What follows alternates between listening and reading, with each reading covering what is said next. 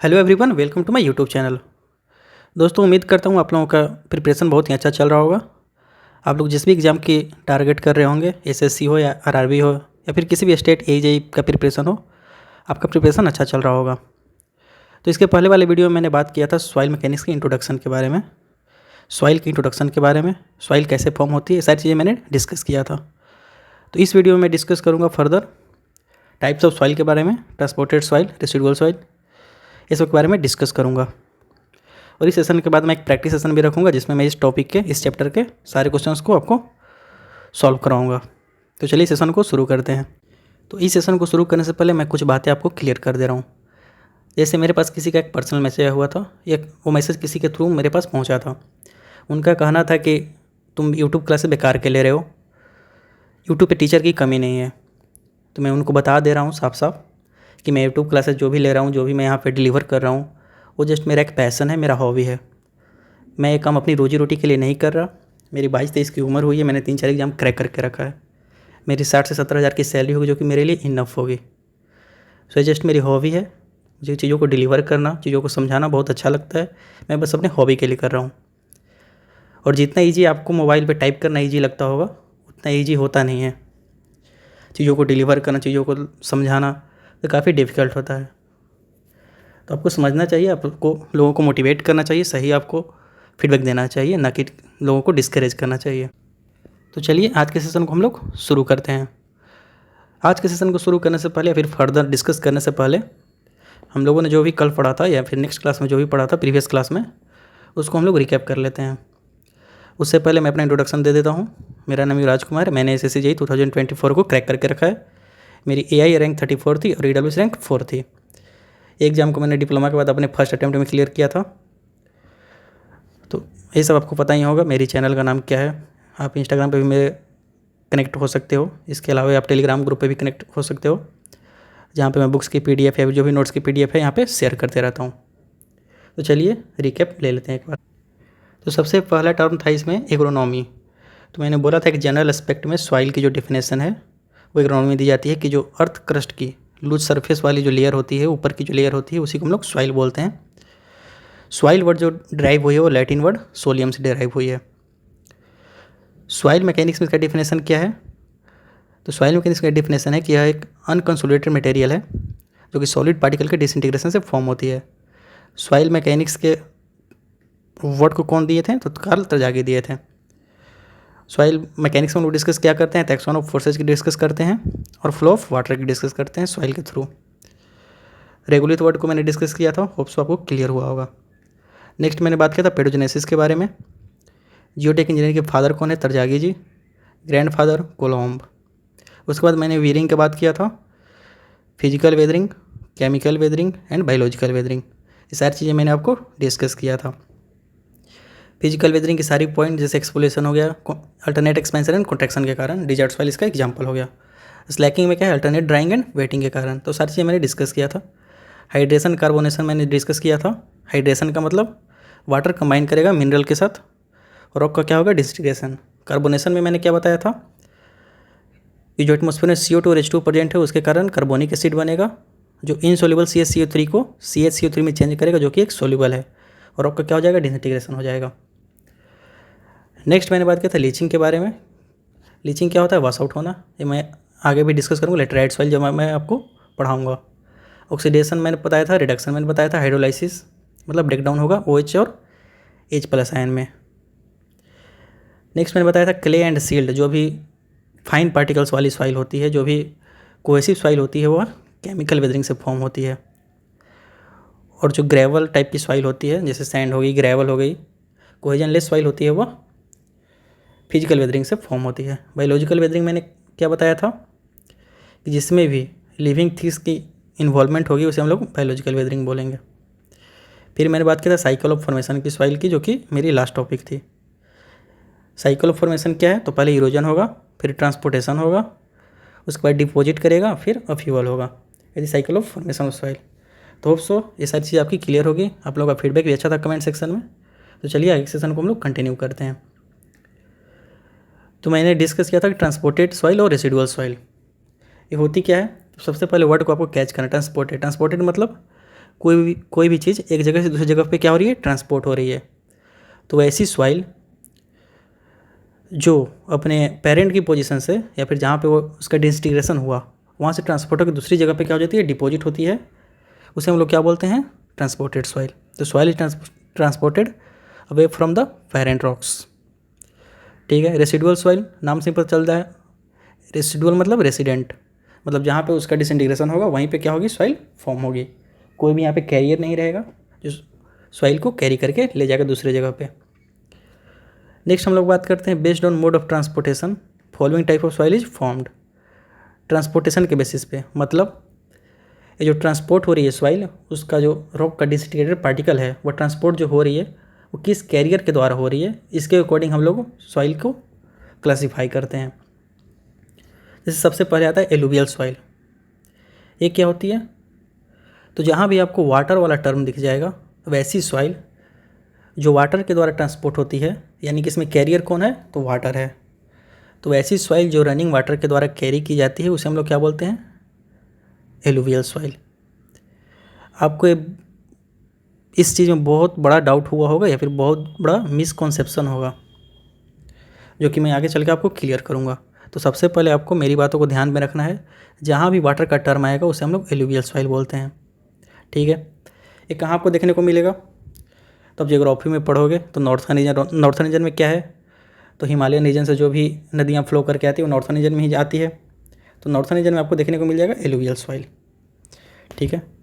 Bank of river in northern region, तो ये आपके जियोग्राफी का पार्ट है। नेक्स्ट हम लोग बात करते हैं लैकोस्ट्रीन सॉइल। यह भी क्या एक ट्रांसपोर्टेड सॉइल है, किसके द्वारा, तो रनिंग वाटर के द्वारा। तो मैंने क्या बोला था कि जहाँ भी आपको रनिंग वाटर दिखे आपको कौन सा वर्ड टिक करना है, एलुवियल सॉइल।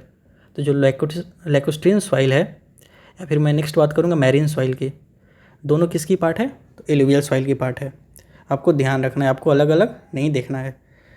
एलुवियल जो वर्ड है वह क्या है, जनरल वर्ड है, मतलब एक वाइड रेंज को डिफाइन करती है। जो भी वाटर के द्वारा कैरी की जाएगी उसे हम लोग एलुवियल बोलेंगे। और जो लैकोस्ट्रीन वर्ड है और या फिर मैरीन वर्ड है वो क्या है, एक टिपिकल वर्ड है। लैकोस्ट्रीन किसे बोलेंगे, मतलब वाटर के द्वारा कैरी किया जाएगा बट जाकर सॉइल कहाँ पे डिपॉजिट होगी, स्टिल फ्रेश वाटर में, यानी कि लेक्स में। लैकोस्ट्रीन मतलब लेक, वर्ड में ही आपको पता चल रहा है। नेक्स्ट मैं बात करता हूँ मैरीन सॉइल की। तो ऐसी सॉइल जो वाटर के द्वारा कैरी की जाएगी बट डिपॉजिट कहाँ होगी, सी वाटर में। ठीक है। जैसे मान लेते हैं हम लोग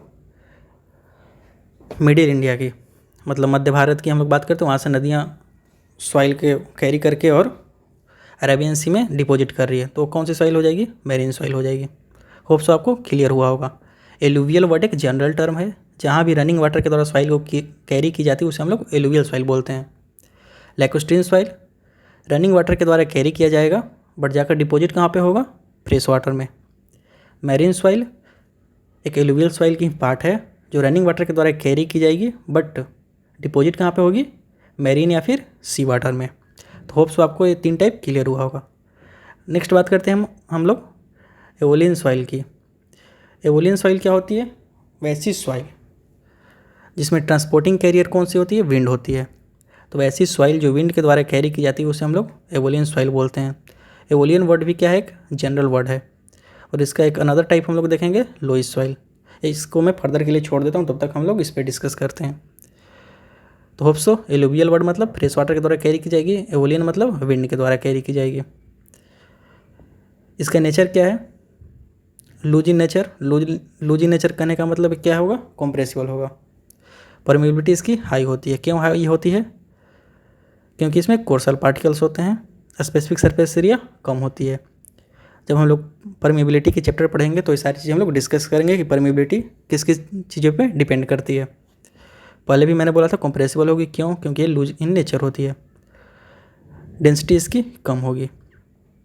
तो होप सो एवोलियन सॉइल के बारे में आपको सारी चीज़ें क्लियर होगी।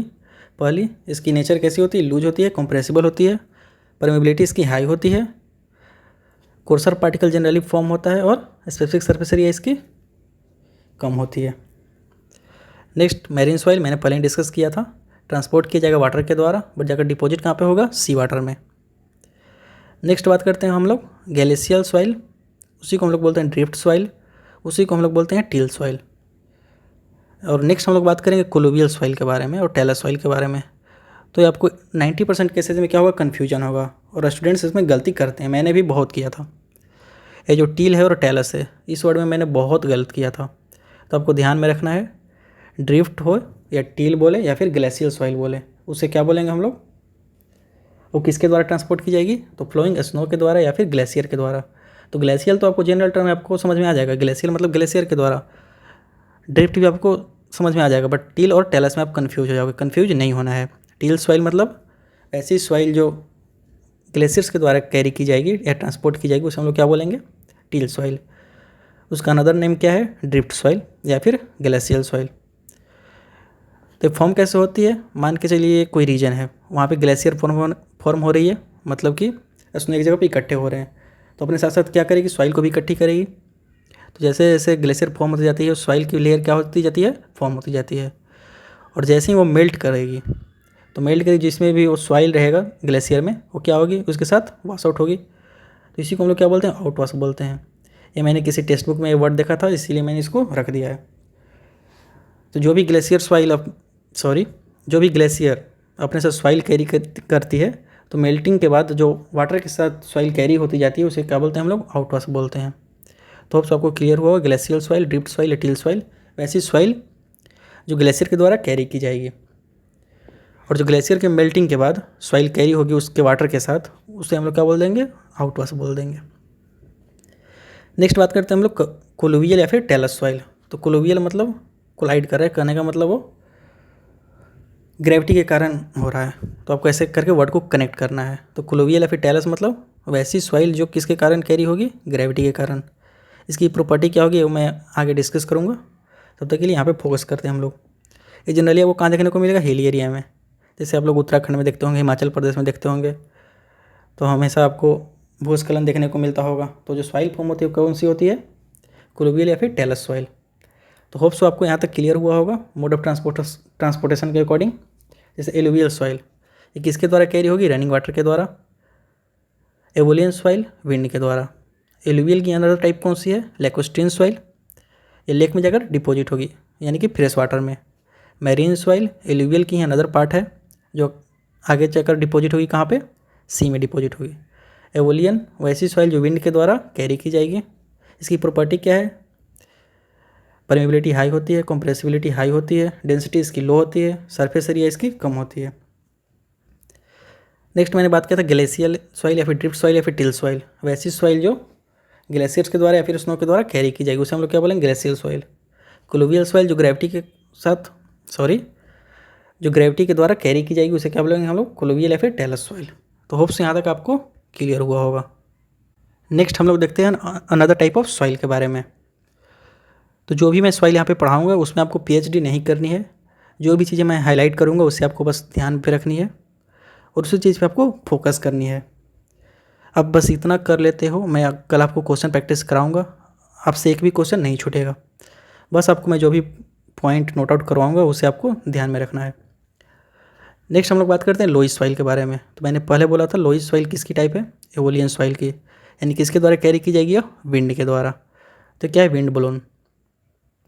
अब विंड के द्वारा कैरी की जा रही है तो इसकी प्रॉपर्टी कैसे होगी, यूनिफॉर्मली ग्रेडेड। इसका मतलब क्या है, ग्रेडिंग हम लोग आगे चल के नेक्स्ट चैप्टर में हम लोग पढ़ेंगे भी, पहले मैं डिस्कस कर देता हूँ यहीं पे।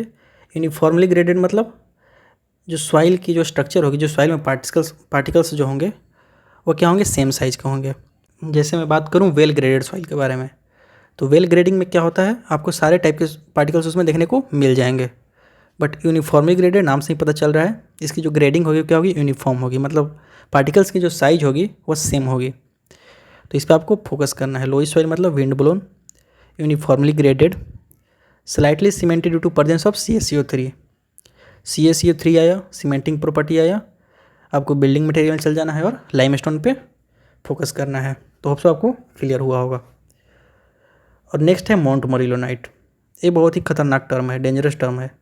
आपको सॉइल मैकेनिक्स में कहीं भी माउंट मोरिलोनाइट दिख जाए, आपको बस सोचना है कि आप कितना बुरा से बुरा आप सॉइल के बारे में सोच सकते हो। मतलब माउंट मोरिलोनाइट के प्रेजेंस के कारण सॉइल में क्या क्या होगी, कंप्रेसिबिलिटी उसकी हाई होगी, स्वेलिंग एंड श्रिंकेज उसकी हाई होगी, उसमें जो क्रैक्स फॉर्म होंगे वो ज़्यादा फॉर्म होंगे। तो मतलब जितना भी आप बुरा सोच सकते हो, इसकी शियर स्ट्रेंथ कम होगी। तो ये सब किसके कारण होती है? माउंट मोरिलोनाइट के कारण। ठीक है, तो लोई सॉइल के बारे में आपको ध्यान रखना है। Wind blown, uniformly graded, cemented due to CaCO3 and montmorillonite इसमें प्रेजेंट होगा।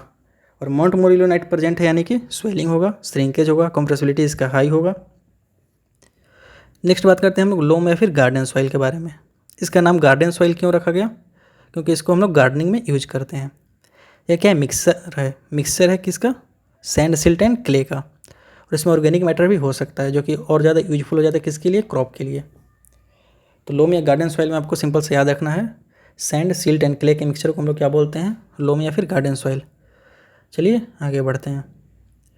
नेक्स्ट बात करते हैं हम लोग मार्ल सॉइल के बारे में। ये क्यों फॉर्म होती है?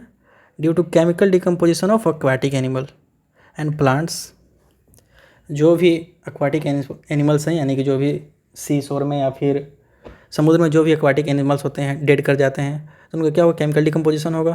तो उससे जो सॉइल फॉर्म होगी उसे हम लोग क्या बोलेंगे? Morley soil. जैसे आप लोग बिल्डिंग मटेरियल में सेडिमेंट्री रॉक पढ़ते हो, तो उसी तरह से आपको मार्ल सॉइल पे भी फोकस रखना है। ये किसके कारण फॉर्म होती है? Chemical decomposition of aquatic animals के कारण। फाइनली ग्रेन कैल्शियम कार्बोनेटेड, इसमें भी कैल्शियम कार्बोनेटेड है, यानी कि ये भी क्या होगी? सीमेंटिंग नेचर की होगी। सेडिमेंट्री सॉइल में सेडिमेंट्री रॉक में हम लोग जानते भी हैं, जैसे लाइमस्टोन वगैरह हो गया, तो इसमें भी सीमेंटिंग प्रॉपर्टी होती है ना। नेक्स्ट हम लोग बात करें मैरीन ओरिजिनेटेड। तो नाम से पता चल रहा है मैरल मतलब मैरीन ओरिजिनेटेड। मैरीन में आपको देखने को मिल जाएगा, सी में आपको देखने को मिल जाएगा। नेक्स्ट बात करते हैं हम लोग ब्लैक कॉटन या फिर एक्सपेंसिव सॉइल। इसका नाम एक्सपेंसिव सॉइल क्यों रखा गया? क्योंकि इसमें प्रेजेंट होता है माउंट मोरिलोनाइट। और जहाँ भी माउंट मोरिलोनाइट प्रेजेंट होगा वहाँ पे क्या होगा? हाई स्वेलिंग एंड श्रिंकेज देखने को मिल जाएगा। इसीलिए हम लोग इसको बोलते हैं एक्सपेंसिव सॉइल। और इसको ब्लैक कॉटन क्यों बोलते हैं? क्योंकि ये ब्लैक कलर की होती है और इसमें कॉटन का प्रोडक्शन बहुत ही अच्छा होता है। ये फॉर्म कैसे होती है? तो form due to chemical weathering of basalt rock. इस पर आपको गौर करना है। ये फॉर्म कैसे होती है? केमिकल वेदरिंग के कारण। किसके केमिकल वेदरिंग के कारण? तो बसाल्ट रॉक के कारण।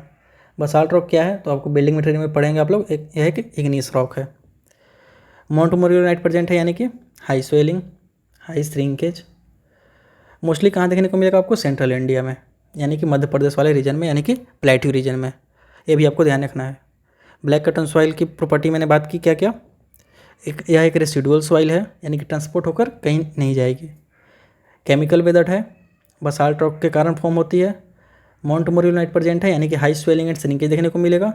कहाँ पे देखने को मिलेगा आपको? सेंट्रल इंडिया में, प्लेट्यू वाले रीजन में। तो अब से आपको क्लियर हुआ होगा। नेक्स्ट बात करते हैं हम लोग बेंटोनाइट के बारे में। ये अभी क्या है? एक रेसिडुअल सॉइल है, केमिकली वेदर्ड भी है, बट किसके कारण? तो वोल्केनिक एश से।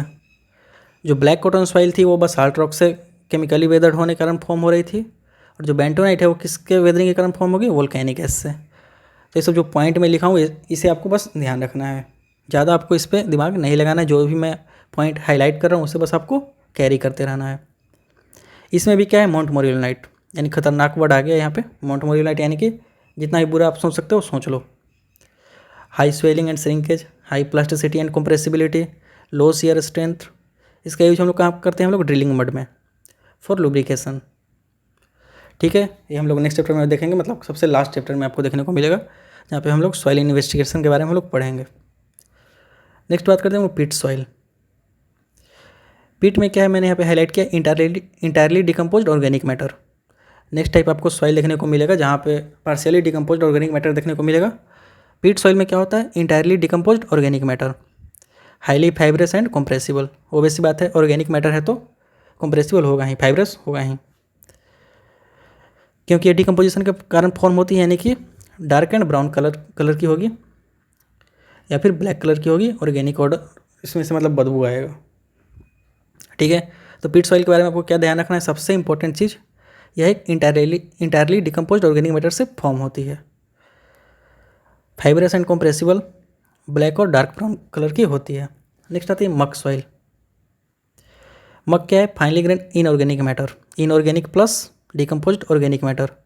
तो जहाँ भी आपको इनऑर्गेनिक के साथ साथ ऑर्गेनिक मैटर दोनों देखने को मिल जाए, आपको मक सॉइल पे टिक करना है। बस इतना ही आपको ध्यान रखना है इसके बारे में, इनऑर्गेनिक प्लस ऑर्गेनिक। कहाँ देखने को मिलेगा आपको? मार्सी एरिया में। आफ्टर फ्लड जो भी वाश आउट के बाद बचता है उसे ही मक सॉइल फॉर्म होती है। तो मक में आपको मेनली फोकस क्या करना है, इनऑर्गेनिक प्लस ऑर्गेनिक। पीट प्लस मक को हम लोग क्या बोलते हैं, क्यूमुलोज बोलते हैं। पीट सॉइल क्या थी, इंटायरली डिकम्पोज ऑर्गेनिक मैटर से फॉर्म हो रही थी। मक सॉइल क्या थी, इनऑर्गेनिक प्लस ऑर्गेनिक सॉइल। और दोनों को अगर हम लोग मिला देते हैं तो क्या फॉर्म होती है, क्यूमुलोज फॉर्म होती है। नेक्स्ट वर्ड क्या है, कैलिज। ये contest gravel, sand and silt. Gravel को मिला दो, सैंड को मिला दो और सिल्ट को मिला दो तो कौन सी सॉइल फॉर्म होगी, कैलिज। यह टर्म एग्जाम्स वगैरह में नहीं आया है बट मैंने स्टैंडर्ड बुक में देखा था तो मैंने यहाँ पे नोट कर दिया। तो होप सो आपको यहाँ तक क्लियर हुआ होगा। नेक्स्ट क्या आता है, फिसड सॉइल। नाम से ही पता चल रहा है फिसड मतलब उसमें क्रैक होगा, उसमें पोर्स होगा। ऐसे जनरली पोर्स तो सब में होता है बट इसमें आपको विजुअल रहेगा। जैसे गर्मी के दिनों में आप खेतों में क्रैक्स देखते हो तो क्या है, फिसड सॉइल है। फिसड एक जनरल टर्म है। फिसड सॉइल एलुवियल भी हो सकती है, ब्लैक कॉटन भी हो सकती है। तो फिसड एक अलग टाइप की सॉइल नहीं है, बस एक जनरल टर्म है। तो soil is warmed eight depth and separation is observed at the surface.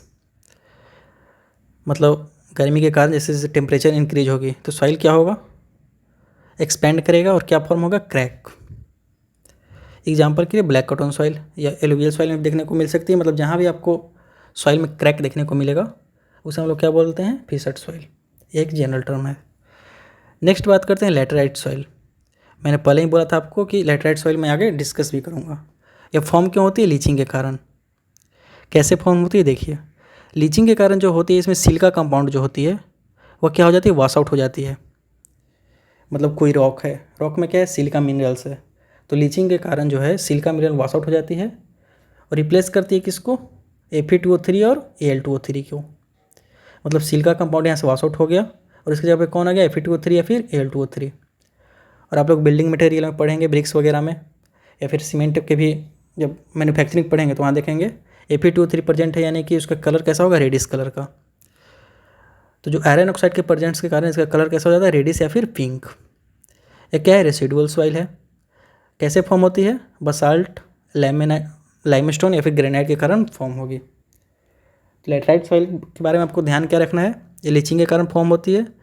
इसमें सिलिका कंटेंट का वॉश आउट होता है और जो डिपोजिशन होता है किसका होता है, Fe2O3 या फिर Al2O3 का डिपोजिशन होता है।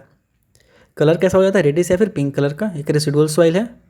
फॉर्म किस हो सकती है, किसी भी रॉक से फॉर्म हो सकती है, जैसे बसाल्ट, लाइमस्टोन, ग्रेनाइट।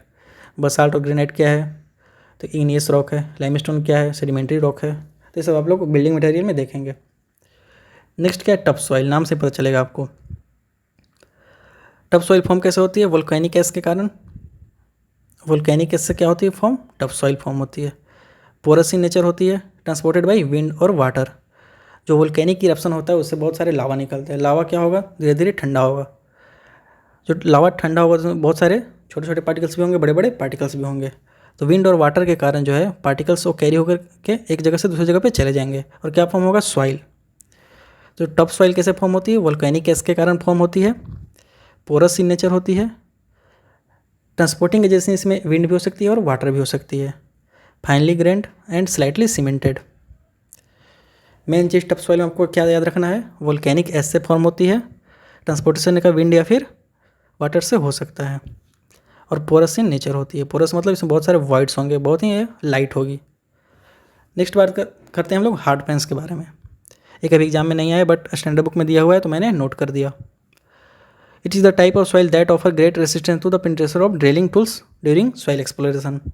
आप लोग लास्ट चैप्टर में पढ़ोगे सॉइल एक्सप्लोरेशन के बारे में। तो जो ऐसी सॉइल, नाम से पता चला हार्ड पैंस मतलब क्या होगी, हार्ड होगी, एक हार्ड स्टेटा फॉर्म करेगी। तो बस इतना ही आपको ध्यान रखना है।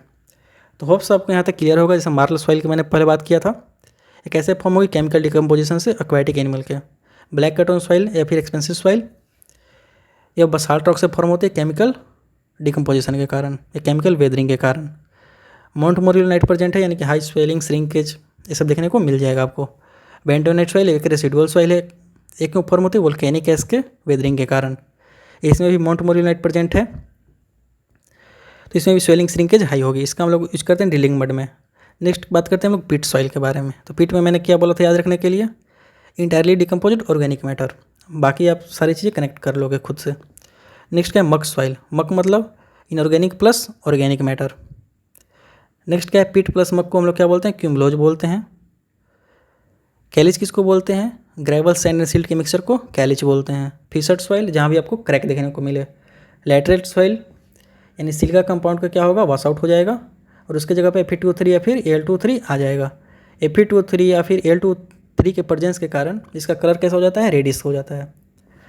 टफ सॉइल किसको बोलेंगे, जो वोल्केनिक ऐस होता है उसके कारण जो फॉर्म होती है सॉइल, उसे क्या बोलते हैं, वो टफ सॉइल। या विंड के कारण या फिर वाटर के कारण ट्रांसपोर्टेड हो सकती है। पोरस की नेचर होती है, लाइट वेट होती है, स्लाइटली सीमेंटेड होती है। हार्ड पेंस मतलब एक हार्ड स्ट्रेटअप फॉर्म करेगी, यानी कि पेनिट्रेशन के अगेंस्ट रेसिस्टेंस इसका अच्छा होगा। चलिए नेक्स्ट हम लोग बात करते हैं। नेक्स्ट क्या आता है, गम्बो सॉइल। गम्बो क्या है, फिजिकली और केमिकली वेदर्ड, दोनों तरह से वेदरिंग इसका हो सकता है। ब्लैक या डार्क ब्राउन कलर का होगा, plastic in nature, sticky nature. तो मैंने सारी जो नोट्स है वो पॉइंट टू पॉइंट लिखी है, जो भी मैंने लिखा है उसे बस आपको ध्यान रखना है। आपको इतना आपको PhD नहीं करना है, आपको एक JEE एग्ज़ाम को क्लियर करना है, एक कॉम्पिटेटिव एग्जाम को क्लियर करना है। तो गम्बो सॉइल में याद रखना है, फिजिकली या केमिकली वेदर्ड हो सकती है, ब्लैक या डार्क ब्राउन कलर की हो सकती है, plastic in nature, sticky nature की होती है। नेक्स्ट बात करते हैं हम लोग वारवुड सॉइल के बारे में। एक क्या होती है, periodically repeated layer of silt and clay की होती है। मतलब कि जैसे गर्मी के दिन आ गई, तो गर्मी के दिन में क्या होता है, टेम्परेचर बहुत ही ड्राई होता है, तो उसमें कौन सी सॉइल डिपॉजिट होगी, सिल्ट। और जैसे ही विंटर का सीज़न आएगा तो क्या होगी, सॉइल बहुत ही ज़्यादा वेट हो जाएगी और किसका डिपॉजिट होगा, तो क्ले का।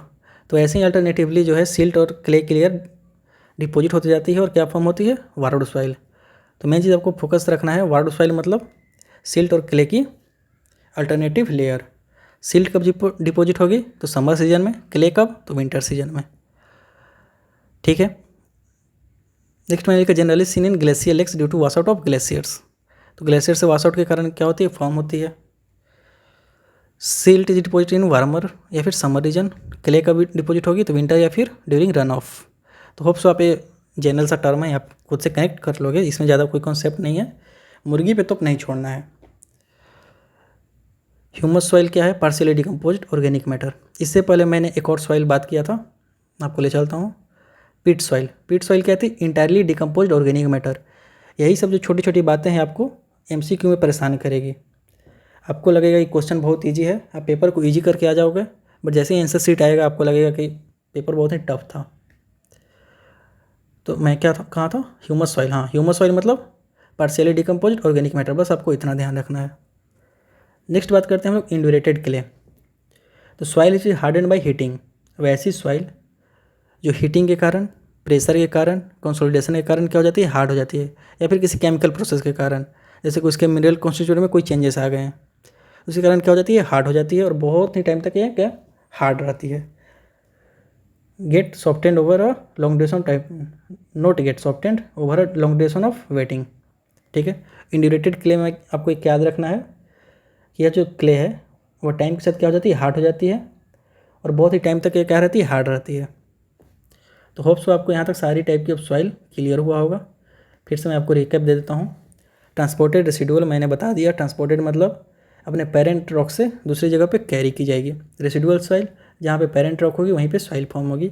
एलुवियल सॉइल रनिंग वाटर के द्वारा कैरी की जाएगी। लेकोस्ट्रीन सॉइल रनिंग वाटर के द्वारा कैरी की जाएगी बट डिपॉजिट की जाएगी कहाँ पे, लेक्स में या फिर फ्रेश वाटर में। एवोलिन सॉइल विंड के द्वारा कैरी की जाएगी। Property loose in nature, compressibility high, permeability high, specific surface area बहुत ही कम, डेंसिटी बहुत ही कम। मैरीन सॉइल ये भी ट्रांसपोर्टेड सॉइल है, किसके द्वारा ट्रांसपोर्ट की जाएगी, तो रनिंग वाटर के द्वारा, बट डिपॉजिट कहाँ पे होगी, सी वाटर में। ग्लेशियल सॉइल, ड्रिफ्ट सॉइल या फिर till soil, main focus till पे करना है, आप कन्फ्यूज हो जाओगे टील और टेलस में। ये किसके द्वारा कैरी की जाएगी, तो फ्लोइंग स्नो या फिर ग्लेशियर्स के द्वारा। और उसके मेल्टिंग के बाद जो सॉइल फॉर्म होगी, जो सॉइल कैरी की जाएगी उसे क्या बोलेंगे हम लोग, आउटवाश बोलेंगे। क्लोवियल सॉइल या फिर टेलस सॉइल वैसी सॉइल जो ग्रेविटी के द्वारा कैरी की जाएगी। लोइस सॉइल क्या है, विंड ब्लोन है, यूनिफॉर्मली ग्रेडेड है, माउंट मोलिनाइट प्रेजेंट है। लोम या फिर garden soil sand, silt and clay का मिक्सचर। नेक्स्ट मैंने बात किया मार्ल सॉइल, केमिकल डिकम्पोजिशन के कारण फॉर्म होती है एक्वाटिक एनिमल के। कैल्शियम कार्बोनेट प्रेजेंट है, सीमेंटिंग नेचर होगा, वेरी डिपॉजिट होगा। ब्लैक कार्टोन या फिर एक्सपेंसिव सॉइल। यह किसके कारण फॉर्म होगी? बसाल्ट रॉक के वेदरिंग के कारण। माउंट मोरियलनाइट प्रेजेंट है तो हाई स्वेलिंग, श्रिंकेज, कंप्रेसिबिलिटी सब देखने को मिल जाएगा। बेंटोनाइट सॉइल रेसिडुअल सॉइल है, यह वोल्केनिक एस के केमिकल वेदरिंग के कारण फॉर्म होती है। सेम इसकी भी प्रॉपर्टी है, इसको हम लोग ड्रिलिंग मट में यूज करते हैं। पीट सॉइल क्या है? इंटायरली डिकम्पोज ऑर्गेनिक मैटर, मतलब पूरी तरह से डिकम्पोज ऑर्गेनिक मैटर से फॉर्म होती है। मग soil inorganic plus organic.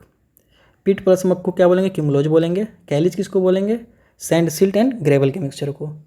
Fissured soil, इसमें क्रैक्स होंगे। लेटराइट सॉइल, सिल का कंपाउंड का क्या होगा? वॉश आउट हो जाएगा और Fe2O3 या फिर Al2O3 डिपोजिट होगा। टफ सॉइल क्या होगा? वोल्केनिक गैस के कारण फॉर्म होती है, विंड के कारण या फिर वाटर के द्वारा कैरी की जा सकती है। हार्ड पैंस मतलब एक हार्ड स्ट्रेटा फॉर्म करेगी। नेक्स्ट मैंने बात किया था गम्बो सॉइल के बारे में। गम्बो सॉइल फिजिकली या फिर केमिकली वेदर्ड हो सकती है, ब्लैक या और डार्क ब्राउन कलर की होती है, स्टिकी इन नेचर होती है। नेक्स्ट बात करते हैं वार्ड सॉइल। ये periodically repeated layer of silt and clay की होती है। सिल्ट कब होगा? समर में, क्ले कब? विंटर में। Humus soil partially decomposed organic matter. Indurated clay क्या है? टाइम के साथ प्रेशर के कारण, हीटिंग के कारण या फिर केमिकल चेंजेस के कारण क्या हो जाती है? हार्ड हो जाती है और एक लॉन्ग टाइम तक हार्ड रहती है। तो होप सो यहाँ तक आपके सारा पॉइंट क्लियर हुआ होगा। नेक्स्ट मैं डिस्कस कर लेता हूँ छोटा सा टॉपिक, जिसमें मैं बात करूँगा जो डिफरेंट एजेंसी के मैंने पढ़ा था, जैसे वाटर के द्वारा, आइस के द्वारा, ग्रेविटी के द्वारा, विंड के द्वारा। तो इस सब के कारण उसके प्रॉपर्टी पे क्या इफेक्ट पड़ती है ये मैं आपको डिस्कस करता हूँ यहाँ पे। जैसे हम लोग बात करते हैं फर्स्ट एजेंसी के बारे में। फर्स्ट एजेंसी कौन सी है? वाटर। तो जो भी सॉइल वाटर के द्वारा कैरी की जाएगी उसके साइज में क्या होगा? रिडक्शन होगा, मीडियम टू स्मॉल लेवल पे। डिपेंड करती है वेलोसिटी पे। जैसे वेलोसिटी बहुत ज़्यादा है तो किस टाइप की सॉइल को करेगी? किस टाइप की सॉइल को कैरी करेगी? यानी बड़े साइज के पार्टिकल्स को, क्योंकि वेलोसिटी ज़्यादा है। वेलोसिटी कम है तो छोटे साइज के पार्टिकल्स रहेंगे। शेप का क्या है? राउंडेड शेप हो जाएगा ड्यू टू एवरेजन। एवरेजन के कारण क्या हो जाएगा? शेप इसका राउंडेड हो जाएगा। जैसे आप समुद्र वगैरह में जाते हो तो वहाँ के पत्थर को देखते हो, काफ़ी राउंडेड होते हैं। सरफेस स्मूथ, सेम एग्जांपल आप वहाँ भी कनेक्ट कर सकते हो। मैंने प्रीवियस क्लास में भी एक एग्जांपल दिया था, जैसे हैंड पंप होता है तो उसके नीचे का जो पत्थर होता है धीरे धीरे क्या हो जाता है? स्मूथ हो जाता है। इसे आप कनेक्ट कर सकते हो। डिग्री ऑफ सॉर्टिंग क्या है? वेल सॉर्टेड है। वेल सॉर्टेड कहने का मतलब जिसकी ग्रेडिंग होगी वो काफ़ी यूनिफॉर्म होगी। ठीक है। नेक्स्ट हम लोग बात करते हैं विंड की। तो वैसी बात है, विंड के द्वारा जो कैरी की जाएगी सॉइल वो कैसी होगी? स्मॉल होगी, पार्टिकल्स काफ़ी स्मॉल होगा। सिल्ट या फिर फाइन सिल्ट फॉर्म होगी। राउंडेड टू सब राउंडेड, इसका भी नेचर कैसा होगा? राउंडेड, बट वाटर की अपेक्षा ये थोड़ा सा सब राउंडेड में जा सकती है। सरफेस स्मूथ से थोड़ा सा बेहतर होगा, यानी कि फ्रॉस्टेड या फिर पॉलिश्ड आपको देखने को मिल जाएगा। वेरी वेल सॉर्टेड, मतलब इसकी जो ग्रेडिंग होगी काफ़ी यूनिफॉर्म होगी। आपने देखा भी था एलुवियल सॉइल, यूनिफॉर्मिटी की हम लोग बात नहीं की थी, लेकिन जैसे ही हम लोग एवोलियन सॉइल में आए थे, लोइस सॉइल में आए थे, हम लोग यूनिफॉर्मिटी की बात किए थे। वो काफ़ी यूनिफॉर्म इन नेचर होती है। नेक्स्ट आते हैं आइस या फिर ग्लेशियर की बात करते हैं। इसमें सारे साइज की सॉइल फॉर्म हो सकती है। फ्रॉम क्ले टू बोल्डर, मतलब क्ले सबसे स्मॉलेस्ट पार्टिकल, बोल्डर मतलब सबसे हाईएस्ट साइज की पार्टिकल। तो सारे टाइप की सॉइल को कैरी कर सकती है। शेप इसकी कैसी होती है? एंगुलर या फिर सब एंगुलर। क्यों? क्योंकि यहाँ पे किसी तरह का एब्रेजन नहीं हो रहा है, इसीलिए इसकी जो शेप होगी वो कैसी होगी? एंगुलर या फिर सब एंगुलर। यानी इसको कंस्ट्रक्शन में हम लोग यूज कर सकते हैं, तो बिल्कुल यूज कर सकते हैं। सरफेस टेक्सचर यानी कि सरफेस रफ या फिर स्ट्रिएटेड होगी। सॉर्टिंग क्या है? पुअरली सॉर्टेड, यानी कि ग्रेडिंग कैसी होगी? Well graded. तो जो आइस या फिर ग्लेशियर से सॉइल जो कैरी की जाती है वह कंस्ट्रक्शन पर्पज़ के लिए बहुत ही अच्छी होती है। क्यों? क्योंकि साइज शेप कैसी है? एंगुलर या फिर सब एंगुलर। रफ या फिर स्ट्रिएटेड है, यानी कि बॉन्ड बहुत ही अच्छा बनेगा। नेक्स्ट क्या है? ग्रेविटी के कारण आप एग्जांपल देख भी सकते हो। लैंडस्लाइड जो होता है उसमें कौन सी सॉइल फॉर्म कैसी होती है? साइज एनी साइज की हो सकती है, कैसी भी सॉइल। वेरी एंगुलर, साइज बहुत ही अनसर्टेन होता है इसका जो सरफेस होता है बहुत ही रफ होता है। सॉर्टिंग की बात करें तो वेरी पुअरली सॉर्टेड, यानी कि ग्रेडिंग काफ़ी यूनिफॉर्म नहीं होगी, मतलब वेल ग्रेडेड होगी।